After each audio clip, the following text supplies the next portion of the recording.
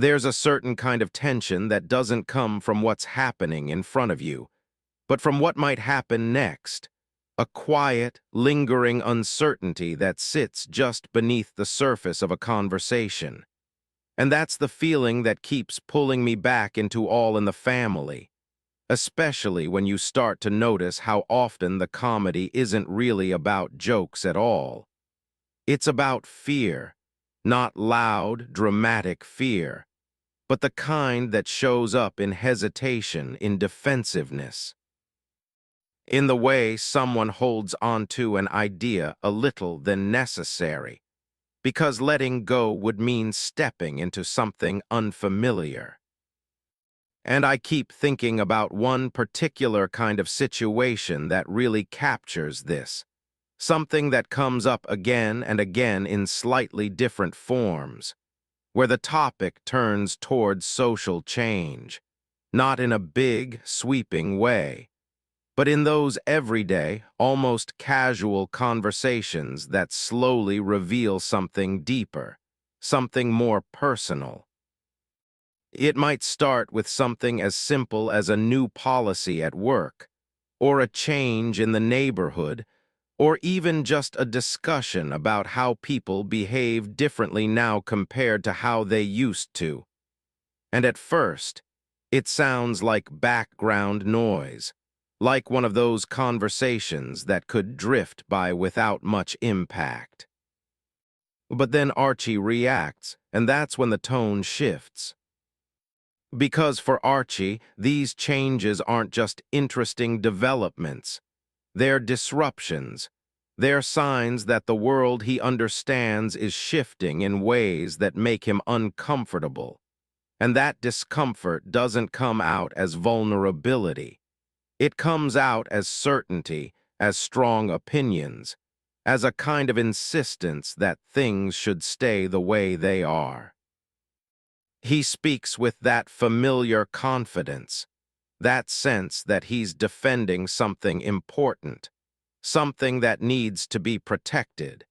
And even if you don't agree with what he's saying, you can feel where it's coming from, that underlying fear of losing control, of not recognizing the world around you anymore. Mike hears it immediately, and his response is almost instinctive, because for him, those changes represent progress, opportunity, a chance to move beyond limitations that have been in place for too long, and he can't let Archie's perspective go unchallenged. So he pushes back, not just with disagreement, but with a different vision entirely, one that sees change as necessary, even positive. And that's where the tension really begins to build. Gloria is right there in the middle of it, feeling the emotional weight of both perspectives, because she understands her father's fear, even if she doesn't agree with it, and she shares Mike's hope for something better, even if she knows it's not always easy to achieve. And then there's who listens in that gentle, attentive way, absorbing the conversation without immediately trying to control it. And when she speaks, it's often with a kind of quiet empathy that doesn't erase the conflict but changes how it feels. What makes this kind of scene so compelling is that the fear driving Archie's reactions isn't treated as something to be mocked outright. Even though it becomes part of the humor, it's treated as something real, something that shapes his worldview in a fundamental way. And that's where the comedy comes from, not from making fun of fear itself, but from exposing it, from showing how it influences behavior, how it turns into rigid thinking, how it creates friction with other perspectives. The living room becomes this kind of emotional arena where all of this plays out, a space where there's no escape from the conversation, where every reaction is immediate, every response builds on the last one.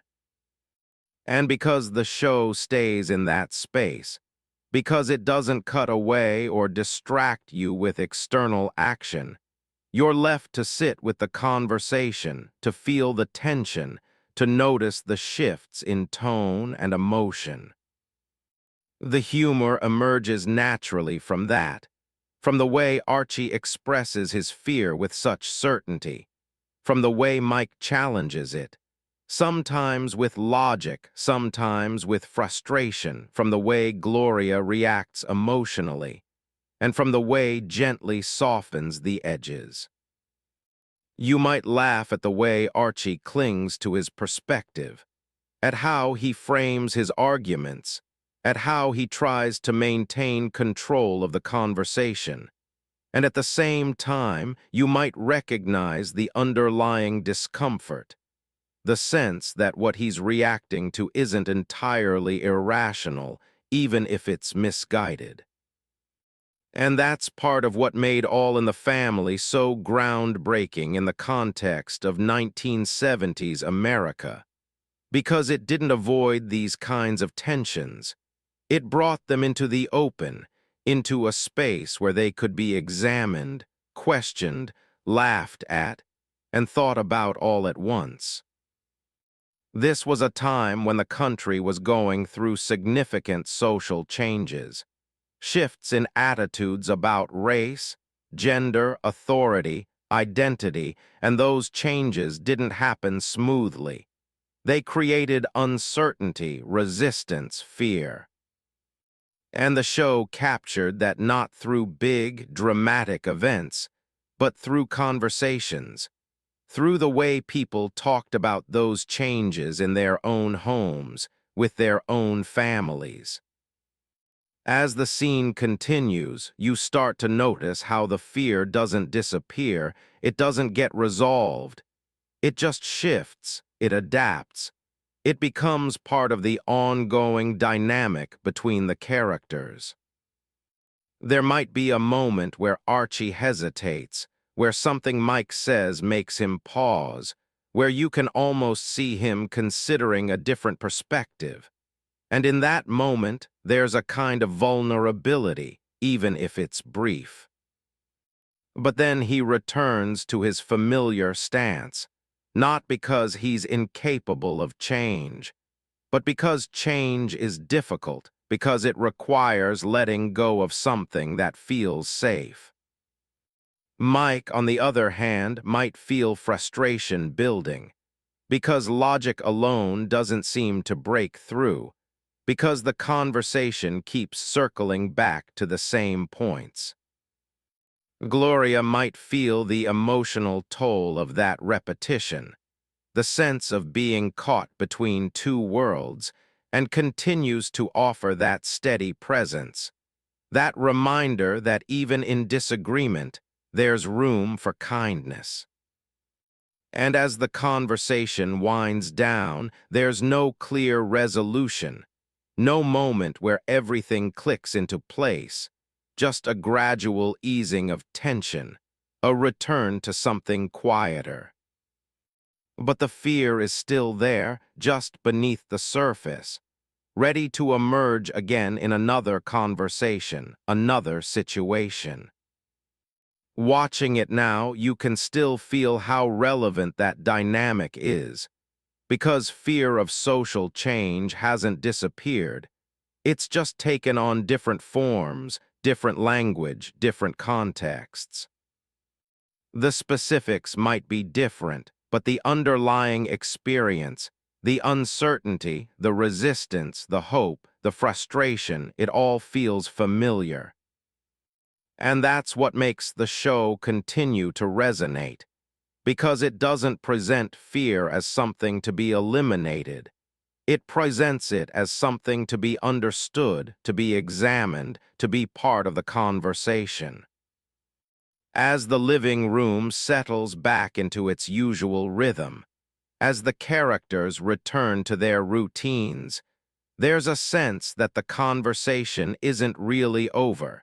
It's just paused, waiting to continue in another form. And maybe that's the most honest thing the show does, It doesn't try to solve the fear.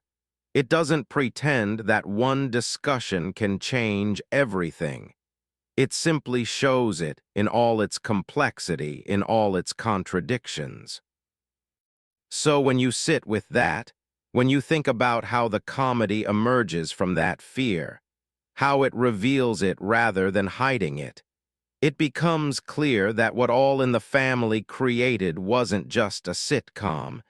It was a space for conversation, a space where uncomfortable truths could be explored through humor. And that's something that doesn't lose its impact over time. Because those truths don't disappear, they evolve, they resurface. They continue to shape the way people interact. And maybe that's why it still feels worth watching, worth listening to, because it doesn't just entertain, it invites you to sit with those tensions, to recognize them, to reflect on them in your own way. So when the scene ends, when the room grows quiet again, there's still something lingering, something unresolved, something that feels like it could start up again at any moment.